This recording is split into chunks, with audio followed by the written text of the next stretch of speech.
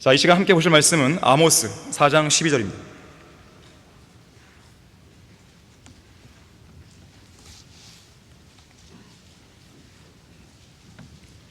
아모스 4장 12절 한 구절 보겠습니다.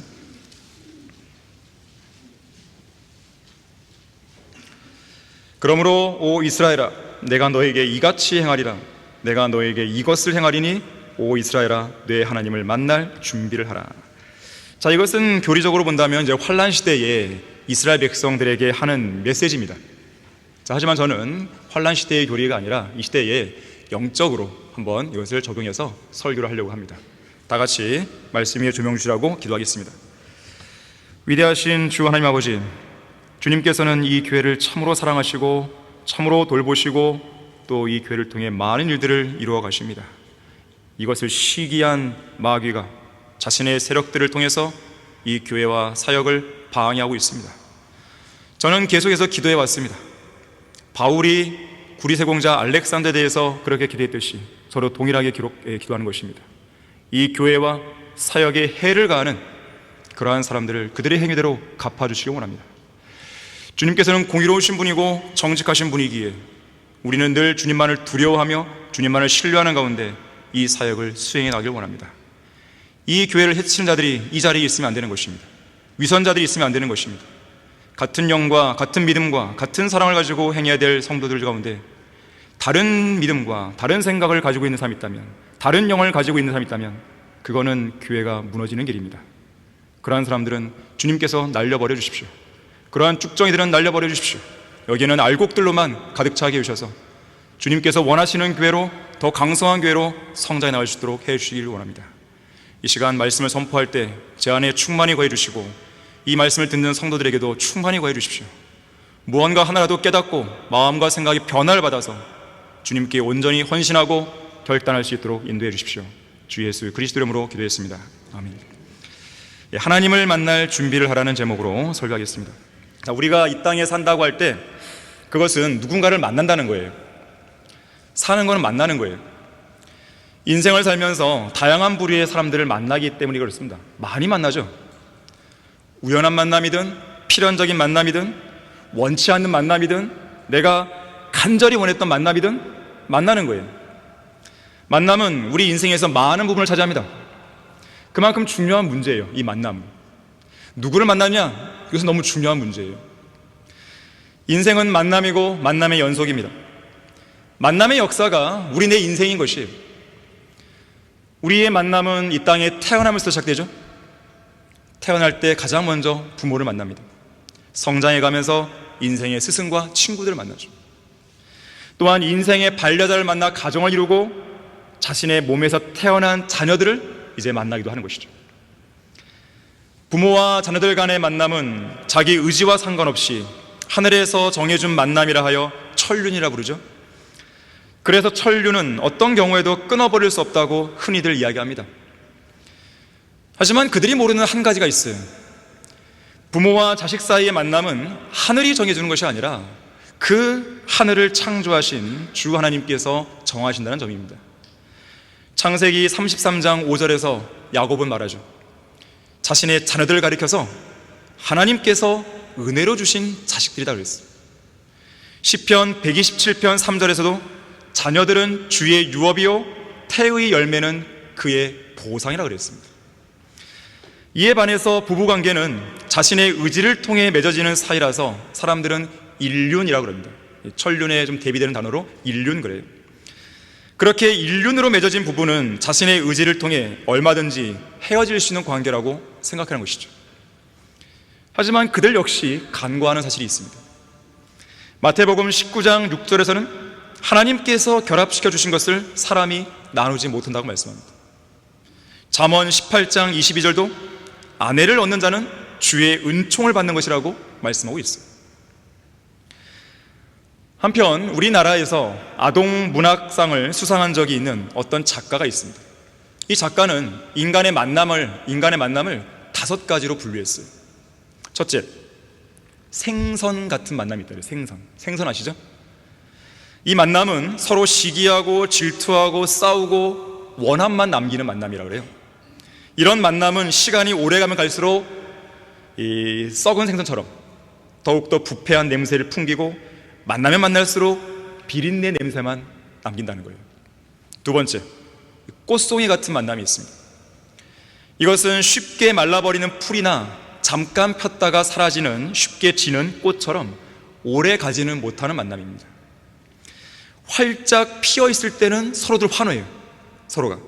하지만 시들고 나면 서로에게서 버려지는 만남이에요. 세 번째는 지우개 같은 만남이에요. 만나도 반갑지 않고 즐겁지도 않으며 그렇다고 싫은 건 아닌데 만남의 의미가 순식간에 지워져 버릴 만큼 너무나 시간이 아까운 만남이죠. 네 번째, 건전지 같은 만남이 있다 그래요. 달면 삼키고 쓰면 베는다는 속담처럼 무언가 힘이 있을 때는 관계가 유지가 돼요. 하지만 힘이 다 닳아버렸을 때는 서로를 쓰레기통에 버리는 가장 비참한 만남입니다. 마지막 다섯 번째는 손수건 같은 만남이에요. 손수건. 이것은 상대가 슬플 때 눈물을 닦아주고 상대의 기쁨이 자신의 기쁨인 양 손수건을 흔들듯이 축하해주고 상대가 힘들어할 때는 땀도 닦아주는 가장 아름다운 만남이라고 합니다. 얼마나 인생의 만남이 중요하면 이렇게까지 만남을 분류하겠습니까? 인생에서 누구를 만나냐 하는 문제는 매우 중요합니다. 왜냐하면 그러한 만남이 인생의 많은 것, 아니 모든 것을 결정할 수 있기 때문에 그런 거예요. 영국의 어느 시골에서 부유한 집에 살고 있는 한 소년이 호수에서 놀다가 물에 빠져 거의 죽을 뻔합니다. 그때 가난한 집에 수영 잘하는 소년이 극적으로 그를 구해냅니다. 이후로 이 두 소년은 아주 친한 친구가 되었다고 그래요. 어느 날 이 부유한 집의 소년이 가난한 친구에게 묻습니다. 너는 소원이 뭐야? 소원 하나만 말해봐. 나는 너의 소원이 뭔지 꼭 듣고 싶어. 그러자 가난한 친구가 말합니다.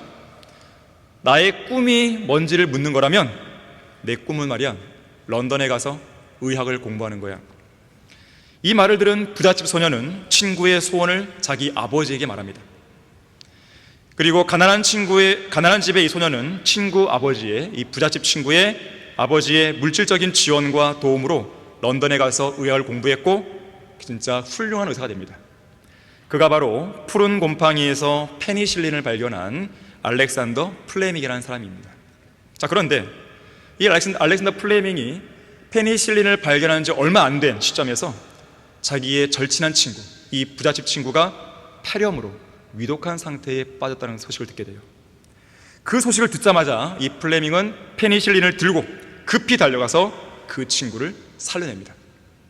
이 친구가 바로 제2차 세계대전의 영웅 윈스턴 처칠입니다. 이 두 사람의 만남은 정말로 아름다운 만남이라고 볼 수 있겠죠. 자, 이처럼 우리는 누구를 만나 누구와 교제하고 누구를 어떻게 경험하에 따라서 인생의 향방이 완전히 달라집니다. 미국의 대각성 운동을 주도했던 D.L. 무디를 아실 겁니다. D.L. 무디가 1867년에 영국을 처음 방문합니다. 이때 하나님께서는 D.L. 무디의 생애와 D.L. 무디의 사역에 있어서 하나의 전환점을 만들어주기 위해서 D.L. 무디로 하여금 두 명의 소중한 사람을 만나게 해주세요. 그 두 사람이 바로 조지 뮬러와 찰스 스펄전이었습니다. 저는 가끔씩 생각해요. D.L. 무디랑 조지 뮬러가 만났다. D.L. 무디랑 스펄전이 만났다.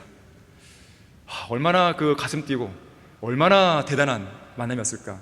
얼마나 흥분되는 만남이었을까. 그 생각을 해보게 돼요. 미국 펜사콜라 신학교에서 신학교 강의가 끝난 어느 늦은 밤, 러크만 목사님과 이성호 목사님은 멕시코만에서 새벽녘까지 숭어 투망질을 하며 함께 교제를 나눴다는 일화가 있습니다. 여러분은 이 마지막 배교의 시대에 각각 미국과 한국의 성경들을 믿는 사람들을 대표하는 이 믿음의 두 거장이 밤이슬을 맞으며 함께 만나 교제하던 모습이 상상이 되십니까?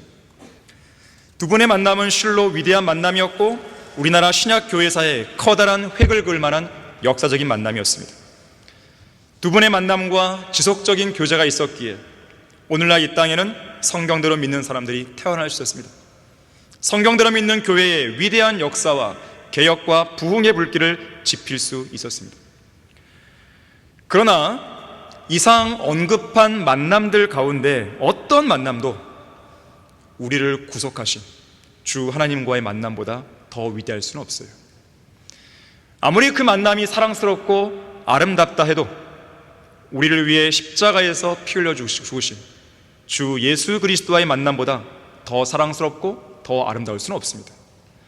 아무리 그 만남이 우리의 가슴을 뛰게 할 만큼 도전적이라 해도 우리를 진리로 인도하시는 성령 하나님과의 만남보다 더 도전적인 비전과 꿈을 제시해 줄 수는 없습니다. 인생에서 가장 중요한 만남이자 최우선으로 여겨야 할 만남은 하나님과의 만남이에요.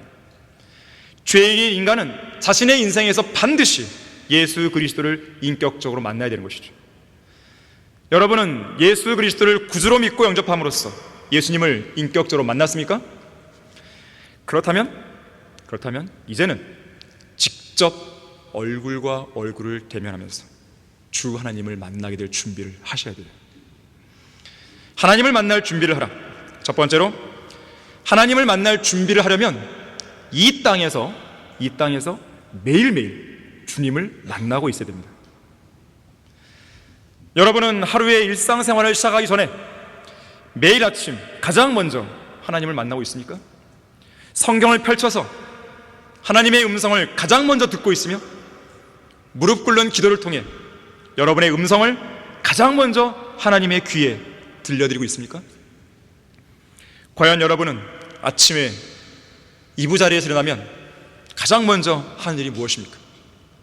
오늘 아침 교회에 나오기 전에 여러분의 얼굴을 가장 먼저 하나님께 보여드렸습니까?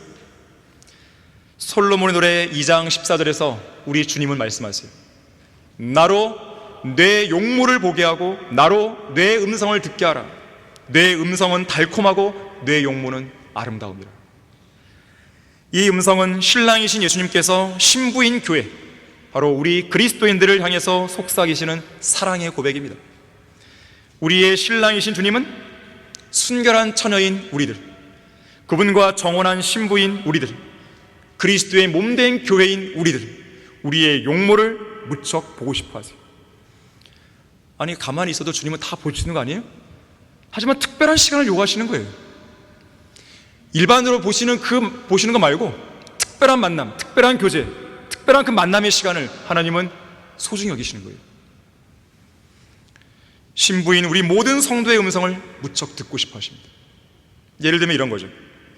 우리가 갈급한 눈빛으로 하나님의 말씀인 성경을 펼쳐서 읽고 묵상할 때, 그럴 때 우리의 얼굴을 보고 싶으신 거예요.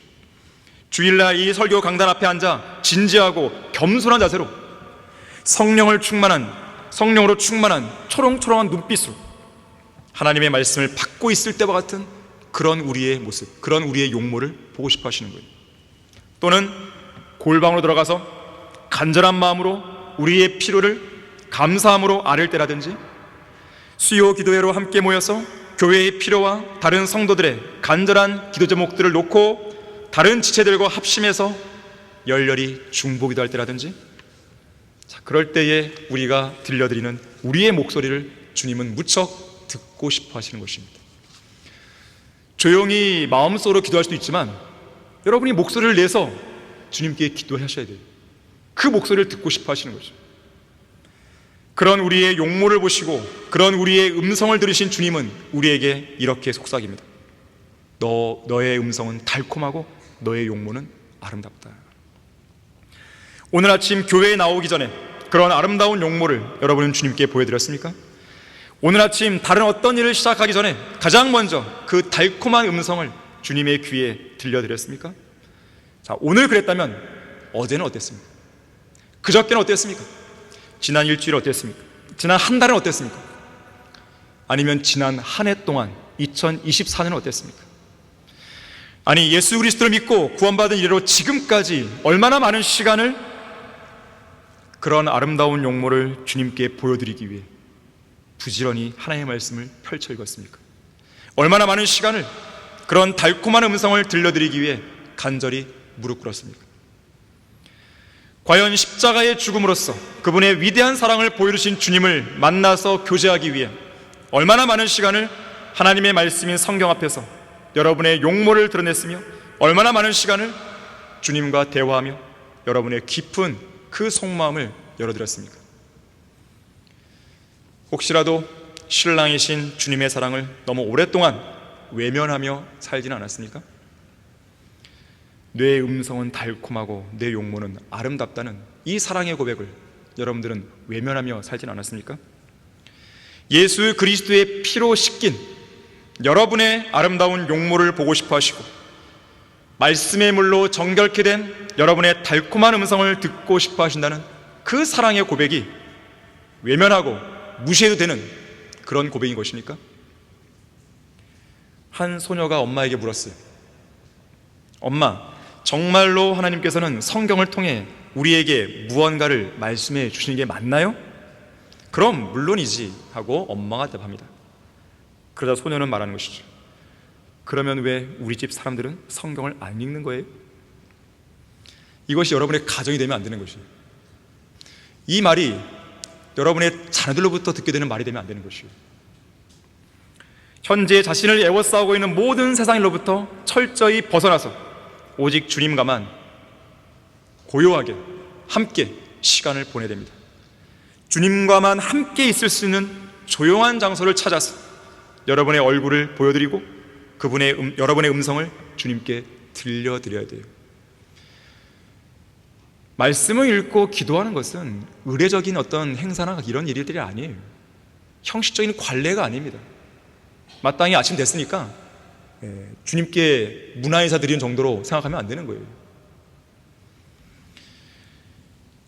조용한 침묵과 완전한 고요함 속에서 하나의 말씀을 펼쳐서 읽으면서 그 옛날 어린 사무엘이 말했던 것처럼 말씀하소서 주의 종이 듣나이다, 이렇게 주님께 고백할 수 있어야 됩니다.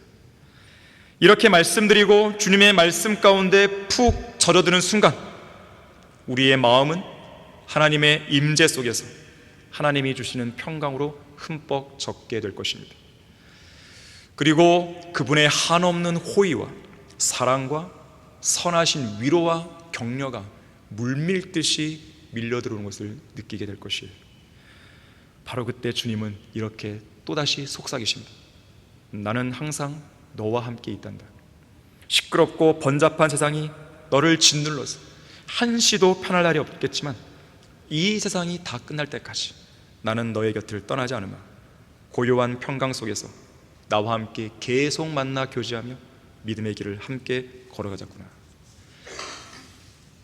아까는 딸이었는데 이번에는 손녀가 할머니에게 묻습니다. 할머니, 요즘 들어 왜 이렇게 맨날 성경만 읽어요? 할머니가 말합니다. 기말고사를 대비해서 벼락치기 하는 거예요. 지금이라도 성경을 통해 주님을 자주 만나지 않으면 정작 하늘나라에 갔을 때 하나님께서 이 할머니 얼굴을 못 알아보시면 어떡하겠냐.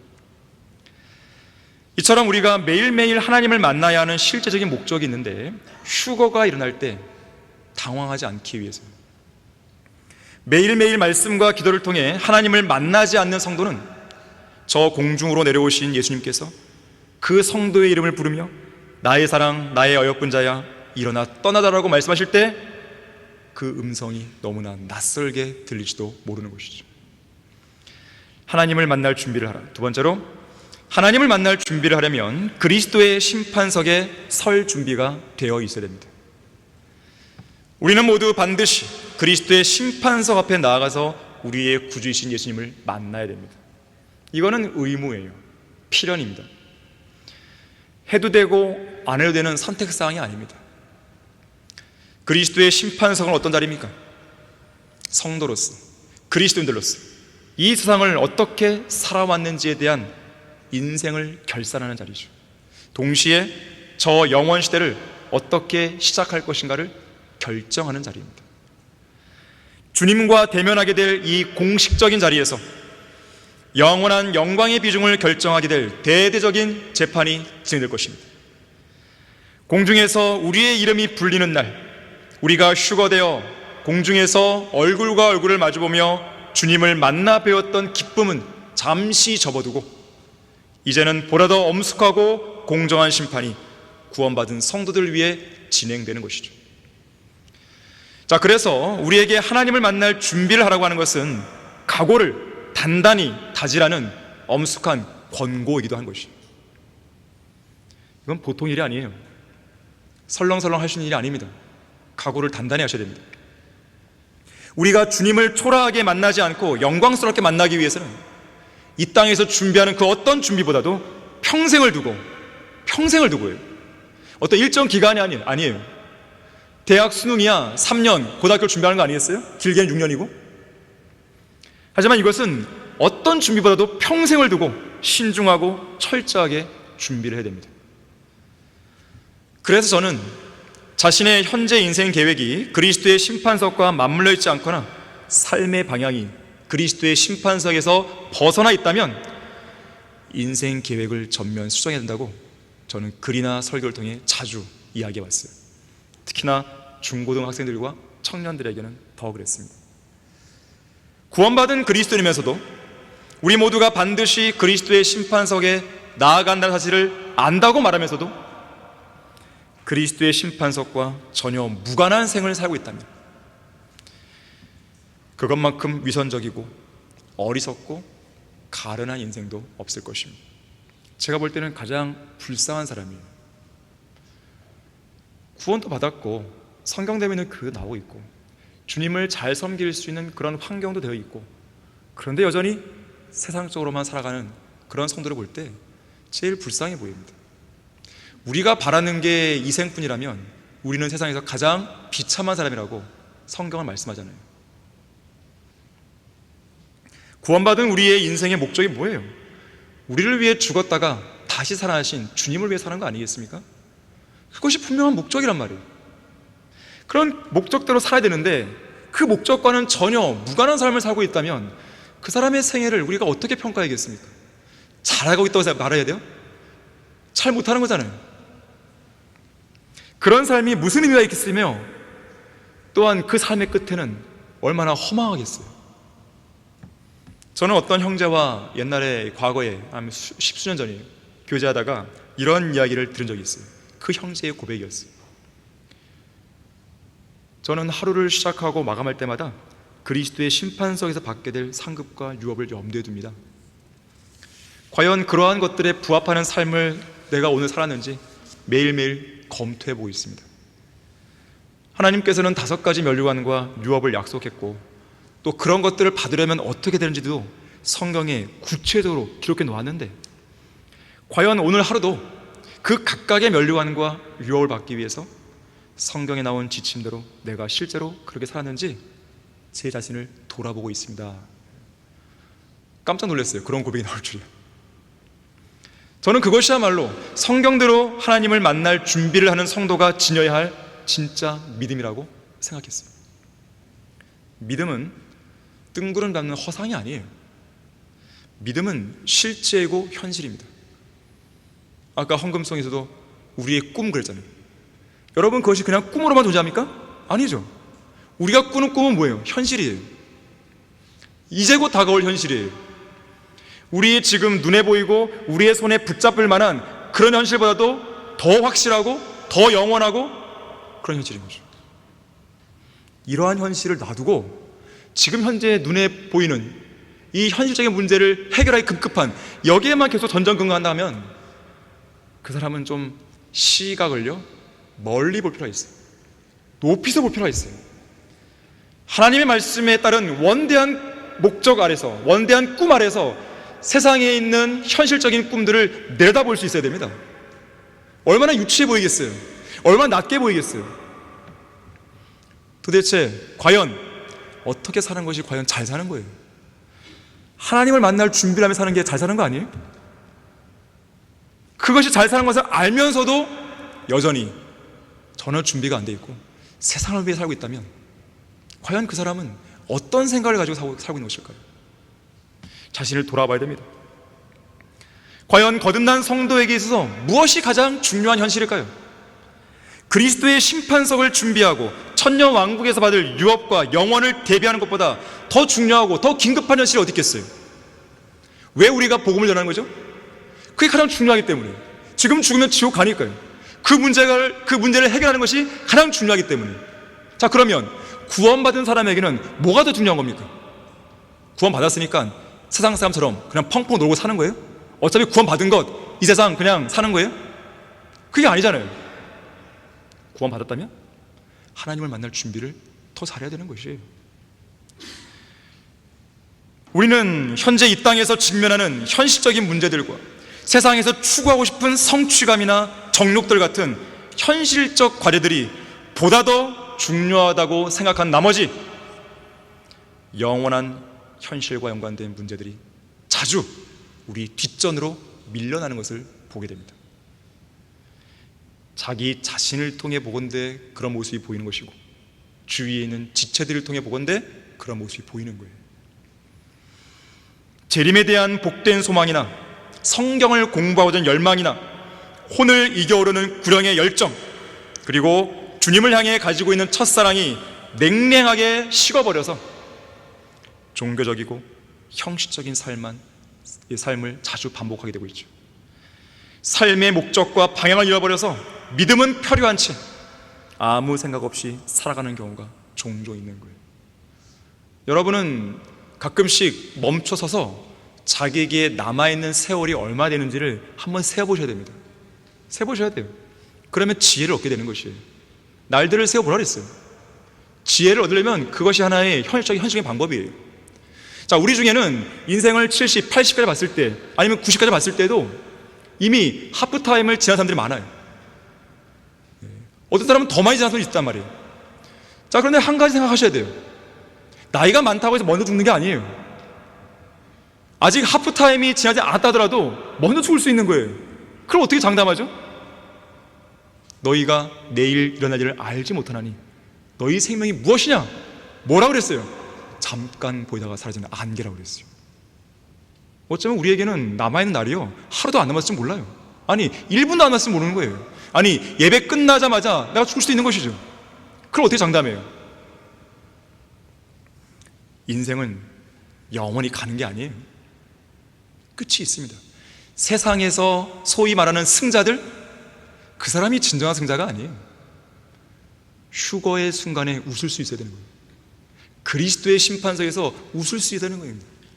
그렇지 않고서는 그 사람들이야말로 진짜 루저들이에요. 패배자들입니다. 대단한 스펙을 쌓아야 하는 문제, 어학연수, 유학, 인턴 경험, 좋은 직장에 들어가고 남들보다 앞서기 위해서 열심히 일하고 때로는 잠도 덜 자고 성공 지향적인 삶을 추구하고 또 추구해야 하는 현실. 좋은 대학 들어가면 끝납니까? 아니죠. 좋은 직장 들어가야 돼요. 좋은 직장 들어가면 끝납니까? 아니죠. 승진해야 됩니다. 주임, 대리, 과장, 차장, 부장, 이사, 사장, 거기서 끝나는 게 아니에요. 더 욕심 부리죠. CEO가 되고 그러면 끝나나요? 아니에요. 세계 최고의 재벌이 되기 위해서 노력하죠. 끝이 없어요. 인간의 욕망은. 과연 돈을 얼마나 많이 벌어야 사람은 만족할까요? 만족 없습니다. 얼마나 큰 명예를 내가 지녀야 만족할 수 있을까요? 만족하지 못해요. 인간의 만족은 끝이 없습니다. 세상 어디에도 나는 이 정도에 만족해. 말은 그렇게 많이 해요. 하지만 그 사람의 행동을 보면 전혀 만족함이 없어요. 계속 추구하는 거죠. 남들보다 앞서기 위해서. 높은 수입에 넓은 평수의 땅과 몇 채의 집들, 안락한 주택, 비싼 자동차, 정기적인 해외여행, 엘리트 자녀 교육, 부와 명성, 세상적인 견지에서 그야말로 성공한 인생을 살고 싶어서 안달이죠. 세상에서 원하는 것은 모두 다 성취해야만 하는, 그래야 직성이 풀리는, 계속 채워도 채워지지 않는 욕구를 채우기 위해 그야말로 치열하게 살아야 하는 그런 현실적인 도전 앞에서 정작 중요한 저 영혼의 가치와 저 영혼의 문제들은 뒷전으로 물러나게 되는 것이 너무 안타까워요. 사실은 저는 그런 모습을 볼 때마다 안타까워요. 그렇다고 억지로 그 사람들을 뭐라고 할 수는 없어요. 지금 헌신했지 않아? 그렇게 할 수 없어요. 다만 그리스도 안에서 때로는 권면할 뿐이죠. 하지만 어차피 자신의 인생은 자신이 책임져야 되는 거예요. 자신이 결정하고 그 결과는 책임을 지는 거예요. 그러나 현명한 결정을 하길 원하는 거예요. 그리스도의 심판석이 영광스러울 만큼의 그런 결단을 내리기를 원하는 거예요. 그러한 결단이 늦으면 늦을수록 손해를 보는 것은 그 사람입니다. 그 사람이에요. 다른 사람이 아니에요. 러크만 목사님은 이렇게 말했어요. 제가 여러 번 얘기했을 것이에요. 이 지상에서 일어나는 가장 끔찍한 비극은 남자든 여자든 영원히 지속될 것을 아무것도 해놓지 않으며 살고 죽는 일이다. 그러려면 차라리 개가 되는 게 낫다. 당신이 하는 일이 고작 세상에 태어나서 자라고 수천 마리의 닭과 돼지와 소를 먹고, 사람들 고기 좋아하잖아요. 가족을 부양하고 세금 내고 죽는 거라면 당신이 물이든 먹고 자손을 낳고 죽는 날까지 가능한 한 편히 살려고 하지만 거기에는 아무런 의미도 없는 것이다. 얼마나 많은 사람이 노후 대책을 위해 애를 씁니까? 각종 보험들을 들고 노후를 좀 안락하게 보내기 위해 산단 말이에요. 물론 그것이 나쁘단 말이 아니에요. 때로는 대비를 해야죠. 그런데 그게 전부가 아니라는 거예요. 그게 최우선이 아니라는 거예요. 영원한 영광의 비중을 이루기 위해서 그 어떤 것도 준비되지 않은 사람은 짐승처럼 사는 사람과 다를 바가 없다는 것을 유념하셔야 됩니다. 하나님을 만날 준비를 하라. 세 번째로, 하나님을 만날 준비를 하려면 이 땅에서 주님을 위해 일할 준비가 되어 있어야 돼요. 일할 준비가 되어 있어야 그리스도의 심판석에서 많은 상급과 유업을 기대할 수 있는 거 아니겠습니까? 분명히 그리스도의 심판석에서는요, 평가 기준 중에 하나가 뭐예요? 우리 각자가 자기 몸으로 했던 것들에 대해 받는 거예요. 자기 몸으로. 여러분의 머릿속 생각에 어떤 결단 가지고 하는 게 아니에요. 그 결단을 내가 시행으로 옮겼냐 이거예요. 그걸로 평가받는 것입니다. 물론 거기에는 어떤 동기로 했냐 이런 것도 다 들어오는 것이죠. 주님을 위해서 열심히 자기 몸으로 수고한 성도만이 주님을 만날 준비가 되었다고 말할 수 있는 거예요. 여러분은 결코 말만 무성한 성도가 되지 마세요. 말만 화려하게 하는 사람이 되지 마세요. 정말로 자기 어떤 분명한 결단과 헌신이 있으면 행동으로 옮기십시오. 말은 필요 없어요. 행동으로 보이세요. 그러면 주님께서 다 인정하시는 거예요. 말이 많은 사람들은요, 사람들로부터 인정받고 싶어 하기 때문에 그런 거예요. 말수가 적고 행동으로 보이는 사람은 하나님께 인정받을 수 있는 거예요. 모범적인 데살로니가 교회 성도들에겐요, 사랑의 수고라는 특징이 있었습니다. 사랑의 수고예요. 단순한 사랑이 아니라 사랑의 수고입니다. 주님을 향한 그들의 사랑의 진실함이 그들의 섬김과 수고로 드러난 것이죠. 여러분이 주님을 향한 사랑이 있다, 그것을 입증해 보일 수 있는 방법은 자기 몸으로 섬기는 것이에요. 그것이 그리스도의 심판석에서 다 드러나는 것이에요. 여러분의 주님을 향해 갖고 있는 그 사랑이 얼마나 진실했는지가 그리스도의 심판석에서 여러분의 몸으로 행한 것들로 다 나타나는 거예요. 사랑의 수고가 필요합니다. 수고는 사랑의 동기에서 비롯되는 거예요. 라헬을 무척 사랑했던 야곱을 보세요. 라헬을 위해 봉사했던 7년의 기간을 불과 며칠도 안 되는 기간으로 여겼죠. 이처럼 우리는 주님을 열정적으로 사랑해야 되고 열정적으로 주님을 위해 수고해야 됩니다. 그렇게 하다 보면 주님을 만날 때까지 우리가 보내야 하는 이 길고 긴 시간들이 짧게 느껴질 것이에요. 또한 기쁘게 수고하면서 어떠한 고난도 기쁘게 견디며 보낼 수 있을 것입니다. 여러분은 하나님을 사랑하고 있습니까? 그 사랑이 진실하다면 예수님께서 베드로에게 권면했던 것처럼 내 양들을 먹이라는 말씀을 통해서 누군가를 구령하고 말씀을 통해서 그들을 양육하라는 이 명령에 순종할 수 있어야 되는 거예요. 여러분이 사랑하는 하나님을 위해서 일할 준비가 되어 있습니까? 하나님을 만날 준비가 되어 있는 사람들은 항상 주님을 위해 일할 준비가 되어 있는 사람들입니다. 하나님의 율법을 찾고 행했던 에스라를 보십시오.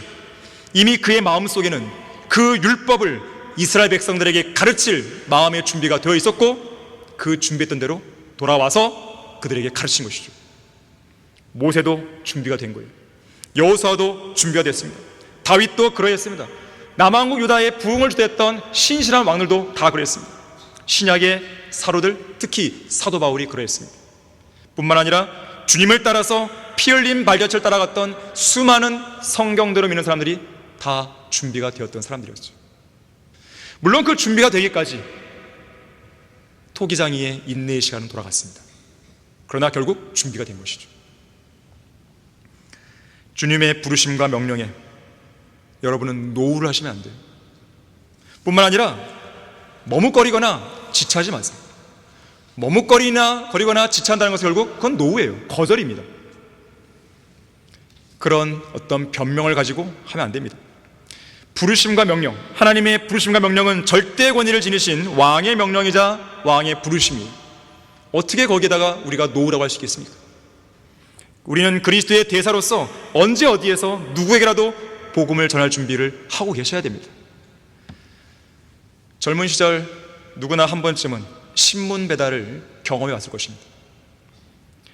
미국의 한 경제 전문지가요, 억만장자 400명을 조사했는데 이들이 참 재미있게도 첫 번째 직업으로 신문 배달을 다 했어요.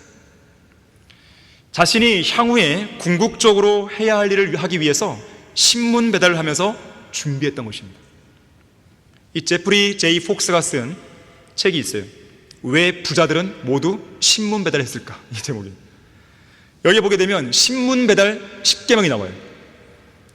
이 책에서 언급하는 신문 배달 10계명을 살펴보게 되면 오늘날 교회 시대에 복음 전파를 위해 일할 준비가 되어 있는 우리 그리스도의 대사들이 명심해야 할 10가지 계명을 영적인 교훈으로 받아볼 수 있어요. 첫째, 배달을 빼먹지 말라. 빼먹으면 안 되죠. 그리스도의 대사들은요, 어떤 상황에서 누구를 만나든지 복음을 증거하는 일을 빼먹으면 안 됩니다. 다른 이야기를 많이 했는데 복음을 안 전했어요. 그러면 안 되는 거예요. 배달 실패죠. 두 번째, 늦게 배달하지 말라. 아침에 신문 봐야 되는데 늦게 배달하면 막 화가 나죠. 당장 신문사에 전화 거는 거죠. 자, 그리스도의 대사들은 지옥으로 향해가는 혼들을 앞에 두고 복음 전하는 시기를 늦추면 안 됩니다. 죄인들에게 그리스도의 복음을 늦게 배달하면 안 됩니다. 지체하지 말고 시기를 놓치면 안 돼요. 세 번째, 아프지 말라. 신문 배달하면 아프면 안 돼요. 아프면 빼먹게 되잖아요. 자, 그리스도의 대사들은 대사로서의 책무를 지속하기 위해서 그리스도 안에서 강건함을 늘 유지할 수 있어야 됩니다. 육신의 강건함이든 영적인 강건함이든 두루 갖추고 있어야 돼요. 제가 한 교회를 담임하는 이 목회자의 위치에 서 보니까요, 이 위치가 아플 수도 없고 아파서도 안 되는 위치예요. 저도 제 자신의 몸을 잘 관리해야 되겠지만 여러분도 저를 위해서 많이 기도해 주셔야 돼요. 네 번째, 휴가를 내지 말라 그랬어요. 휴가를 내지 말라. 그리스도의 대사들이 복음을 증거하는 일에 있어서 휴가가 있을 수 없죠. 휴가가 어디 있어요? 주님, 오늘 제발 저 하루만 쉬게 해주세요. 이게 없습니다. 왜 그런지 아십니까? 그 사람이 지금 지옥 갈 수 있기 때문에 그런 거예요. 내가 전해야 될, 복음 전해야 될 그 사람이 지옥 갈 수 있기 때문에 그런 거예요. 오늘도 누군가는 지옥 가는 것이죠.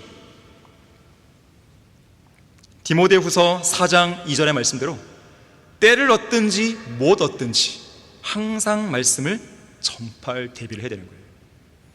다섯 번째, 캠프에도 가지 말라. 캠프. 자, 캠프 등의 어떤 특별한 모임에 참석한다고 해서 복음을 전파하는 일을 소홀히 할 수는 없죠. 여섯 번째, 젖어버리고 찢어진 신문을 배달하지 말라. 자, 그리스도의 대사들은 누룩, 곧 거짓 교리에 젖어 있고 오염되고 경계되어 있고 삭제되어 있고 여기저기 난도질되어 있는 성경을 가지고 복음을 전하면 안 됩니다. 더욱이 반쪽으로 찢어져 버린 다른 복음을 전해서는 안 되는 것이죠. 일곱 번째, 자전거를 고장내지 말라고 했어요. 요즘에는 오토바이를 통해서 많이 배달하잖아요. 하지만 그 전에는 자전거를 타고 주로 배달했죠. 이와 마찬가지로 그리스도의 대사들은 복음을 전달하기 위한 도구들을 평상시에 잘 점검해서 고장나지 않도록 해야 합니다. 예를 들면 한글 킹제임스 성경을 늘 구비하고 있어야 되죠. 각종 복음 전도지와 소책자들, 특히 복음 전파자와 초신자를 위한 성경 요한복음 로마서를 구비하는 것이죠. 그림판, 마이크, 스피커, 충전 잘 됐는지 이런 모든 것들을 다 온전히 구비해야 돼요. 순회 설교를 간다, 그러면 자동차도 점검을 해야 되는 것이죠. 여덟 번째, 길을 잃어버리지 말라. 길을 잃어버리는 신문 배달 사람이 있는가 모르겠는데 잃어버리면 안 되는 것이죠. 자, 그리스도의 대사들도요, 복음을 전파할 때 길을 잃어버리면 안 돼요. 무슨 길이요? 복음 그 자체에만 머물러 있어야 되는데 엉뚱한 길로 빠져버리는 거예요, 그냥. 그러면서 쓸데없는 논쟁에 휘말려 버립니다. 그러지 말라는 것이죠. 9번째, 피곤해하지 말라는 거예요. 그리스도의 대사들은 피곤에 찌들어 있는 얼굴로 가서 복음을 전하면 안 됩니다. 간증이 안 되는 것이죠. 활기차게 복음을 전해야 되죠. 이 복음이 상대방의 생명을 살리는 일인데 왜 활기차지 않을 수 있어요? 성령으로 충만해야 됩니다. 그래서 복음 전파를 위해 강인한 어깨를 달라고 하나님께 기도하셔야 돼요. 10번째, 변명하지 말라는 거예요. 그리스도의 대사들은 어떤 상황에서도 내가 복음을 증거하지 못한 것, 복음을 증거하는 것을 회피하는 일, 이것을 위한 변명을 늘어놓으면 안 됩니다. 이것 때문에 저것 때문에 어쩔 수 없이 제가 복음을 못 전했습니다. 이건 변명이에요. 그런 변명하지 말라는 거예요. 내가 안전한 거예요, 그건.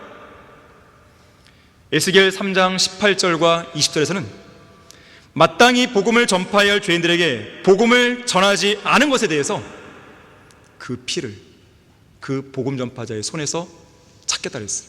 그 책임을 묻겠다 그랬어요. 한편 러크만 목사님은 어떤 글에서 이렇게 말합니다. 당신은 하나님께서 이끄시는 곳이라면 어디든지 갈 준비가 되어 있는가? 존 페이튼은 하나님의 이끄심을 따라 남태평양 뉴 헤브리디스 제도로 갔다. 페이튼은 그곳에서 아내와 아들을 잃었다. 선교 본부는 불타버렸고 그가 평생을 공부해 만든 성경 연구 노트도 소실되었지만 하나님은 그가 거기에 남기를 원하셨다. 그는 끝까지 남아 사역하면서 뉴 헤브리디스 원주민들 중 단 한 명도 빼놓지 않고 모두가 그리스도인이 되게 했다. 당신도 하나님이 말씀하시는 곳이라면 어디든지 기꺼이 갈 수 있는가? 하나님께서는 아도니람 저드슨에게 버마로 가라고 하셨다. 저드슨은 선교지에서 2명의 아내를 장사 지내야 했다. 당신은 아버지의 뜻을 따르는 그리스도인인가? 아니면 자기의 뜻을 고수하는 그리스도인인가? 당신이 원하는 길을 가겠다고 하면 하나님께서는 그렇게 하라고 허락하실 것이다. 좋다. 내가 원하는 길로 가거라. 내 마음대로 하렴. 그러나 그 대가도 내가 치러야 한다. 만약 당신이 아버지의 뜻을 따르는 그리스도인이라면 주님께서는 이렇게 말씀하실 것이다. 그래, 내가 그 길을 가겠다면 어서 타거라. 내가 비용을 직접 대마. 하나님께서 원하시는 길을 가면 하나님께서 그 비용을 지불하시지만 하나님을 배제한 채 우리가 원하는 대로 간다면 그 대가는 우리의 몫이다.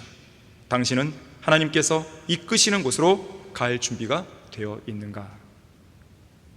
하나님을 만날 준비를 하라. 마지막 4번째로, 하나님을 만날 준비를 하려면 이 땅에서 떠날 준비가 되어 있어야 됩니다. 우리 그리스도인들은 이 땅에 대해 미련이 없죠. 미련이 없습니다. 언제라도 우리는 떠날 준비가 되어 있어요. 오히려 우리는 그날이 빨리 오길 바라는 것이죠. 디모데후서 4장 6절에서는 바울이 이렇게 고백합니다. 내가 이미 제물로 드려질 준비가 되어 있고 떠날 때가 이르렀도다. 바울은 항상 이 땅을 떠날 준비가 되어 있는 사람이었습니다. 거듭난 성도가 세상 사람들과 다른 점이 무엇입니까? 영원에 대한 기대와 소망을 지니고 살아간다는 거 아니겠습니까? 왜냐하면 우리에게는 영원한 미래가 보장되어 있기 때문에 그렇습니다. 과거에 우리의 모든 죄들이 예수 그리스도의 대속적인 죽음으로 단번에 해결되었듯이 현재 우리가 필요로 하는 모든 것들이 선한 목자이신 예수 그리스도의 보호하심으로 모두 충족되고 있듯이 우리의 미래 또한 영광 가운데 나타나실 예수 그리스도를 통해 확실하게 보장되어 있는 것이죠. 성경은 이러한 소망을 가리켜서 선한 소망이다, 기쁨의 소망이다, 부끄럽지 않은 소망이다, 또한 복된 소망이라고 그랬어요. 또한 추상적이거나 막연한 뜬구름 잡는 듯한 소망이 아니라 아주 구체적이고 손으로 확실하게 붙들 수 있을 만큼 실제적으로 이루어질 살아있는 소망이라고 했어요. 우리의 몸이 구속되는 영광스러운 소망이며 성도들의 삶을 정결하게 유지하게 해주는 능력 있는 소망이라고 했어요. 그래서 우리의 마음은 주님께서 계시는 저 셋째 하늘을 향해 항상 열려 있어야 됩니다. 이것은 물리적인 중력의 법칙을 거스르는 것입니다. 영적인 중력의 법칙이죠. 그래서 우리는 이 세상에 있는 것들로는 도저히 만족할 수 없는 사람들입니다. 구원받은 우리의 혼의 닻은 저 셋째 하늘에 너무나 확고히 깊게 박혀 있어요. 그 누구도 이 강렬한 소망을 끊어낼 수 없습니다. 그래서 바울은 평생 동안 그리스도와 함께 있을 욕망을 갖고 살았던 것이죠. 영원한 하늘나라를 향한 강렬한 욕망에 사로잡혀 살았던 것입니다.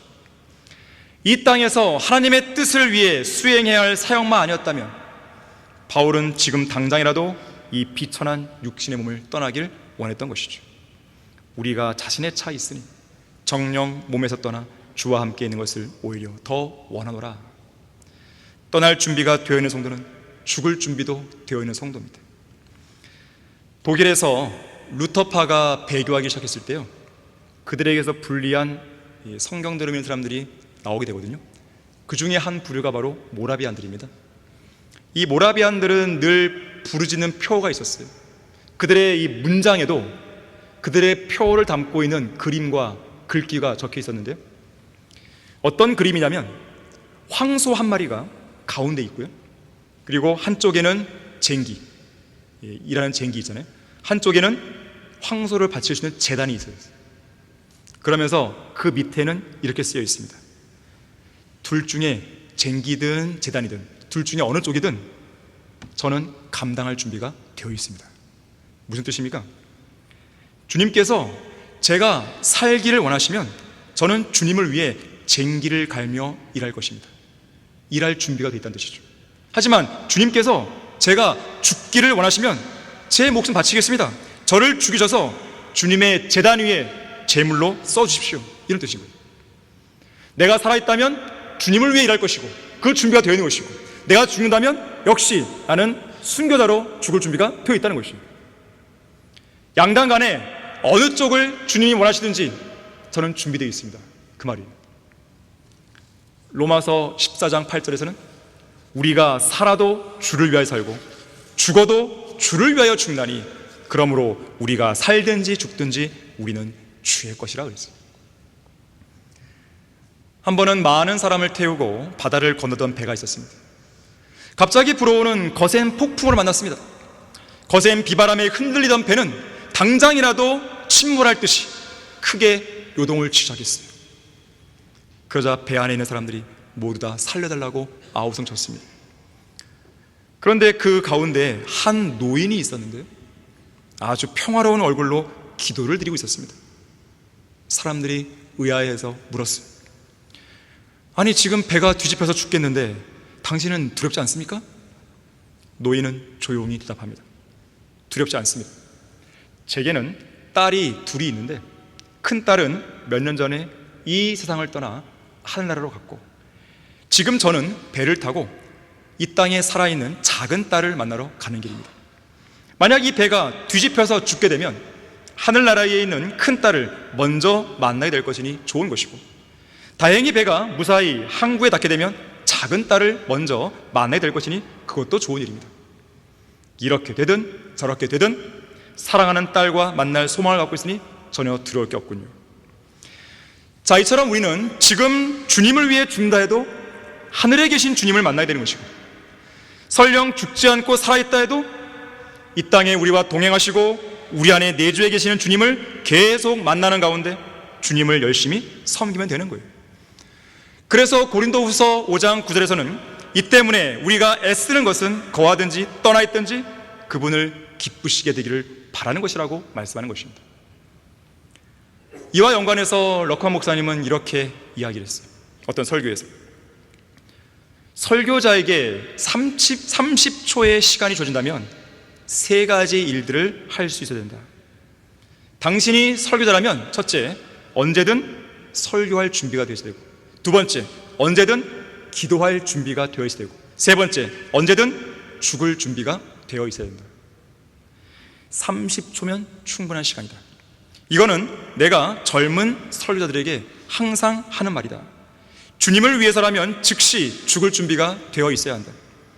그때서야 준비하는 것이 아니라 지금 당장이라도 죽을 준비가 되어 있어야 한다. 당신은 준비되어 있는가? 주님은 당신이 준비되면 오시고 준비되어 있지 않으면 안 오시는 분이 아니다. 주님은 준비되었든 안 되었든 이제 내가 간다라고 말씀하는 분이시다.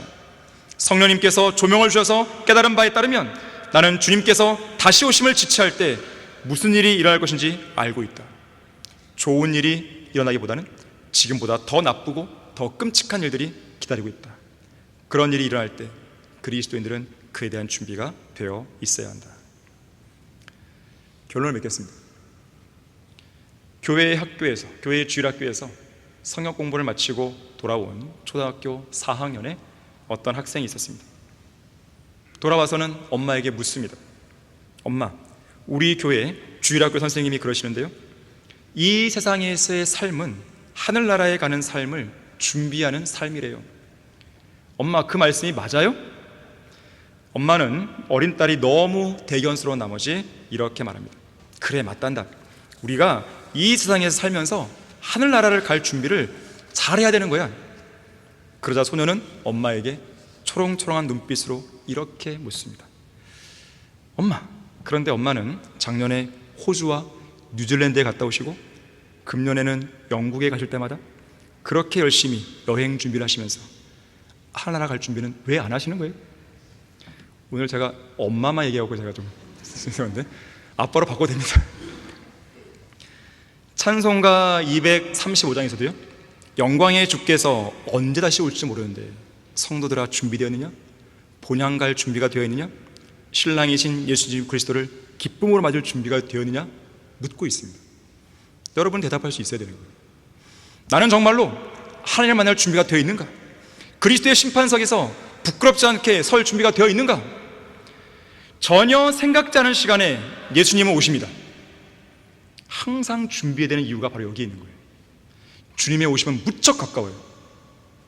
이제는 정말로 얼마 남지 않았습니다. 영원에서 직면할 현실을 뒤로 제쳐두고 그보다 덜 중요한 이 땅에서 직면할 현실적인 문제들에 집착하는 성도가 되면 안 됩니다. 우리가 반드시 서게 될 그리스도의 심판석을 두려움과 떨림으로 잘 준비하셔야 돼요. 단언컨대 어떤 성도에게는 그리스도의 심판석이 그야말로 두려움과 공포의 자리가 될 것이에요. 부끄러움의 자리가 될 것입니다.